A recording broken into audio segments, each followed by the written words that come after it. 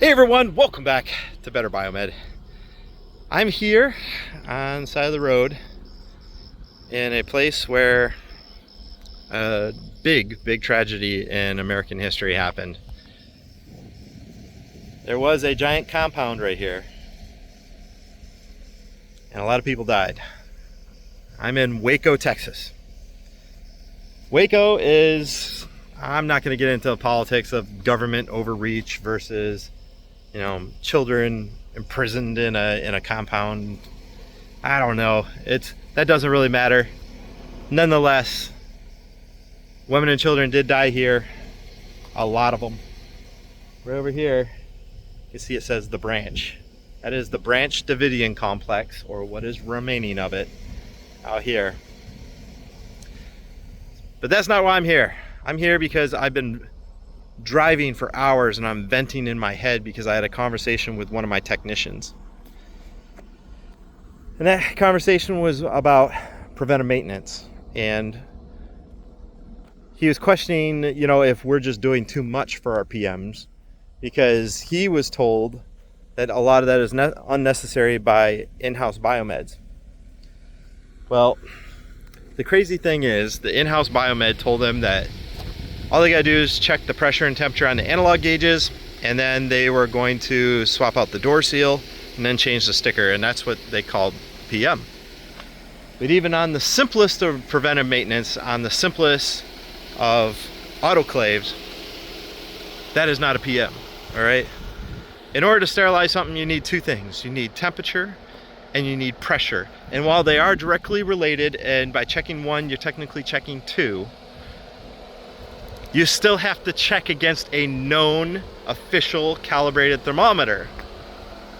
It's called a lag thermometer or a maximum temperature thermometer, but you still have to check according to that. Other words, you're not doing a proper PM. And most PMs require quite a few parts to be changed out, because sterilizers use steam, and steam is catastrophic. It's damaging because it's got a lot of energy, but at the same time, it's semi-corrosive because not everybody uses clean water. That's why it's preventive maintenance. You're preventing failures.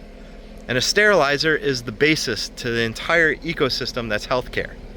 It's all centers around a sterile instrument, because if you don't have sterile instruments, sterile dressings, etc., you have a shoddy run hospital. So one bad sterilizer could destroy a hospital. Because imagine lawsuits, government overreach / investigations. They happen.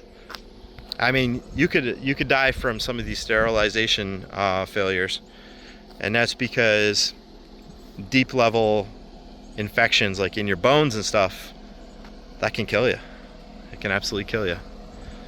So the fact that there's people out there that are doing shoddy PMs.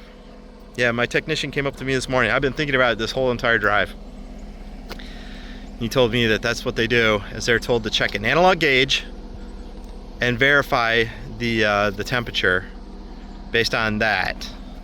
That is an analog gauge. It's not calibrated. They suffer for something called parallax, which means depending on your viewing angle, you can vary plus or minus a certain percentage, and it could be a large percentage.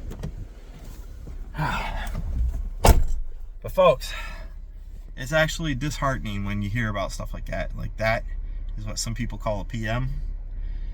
Guys, autoclaves and sterilizers are some of the most documented devices out there. They have plenty of documentation, and they have parts availability, except for maybe some of the Chinese units. Do your research. Find a sterilizer checklist and do the right thing. Thanks for watching, guys.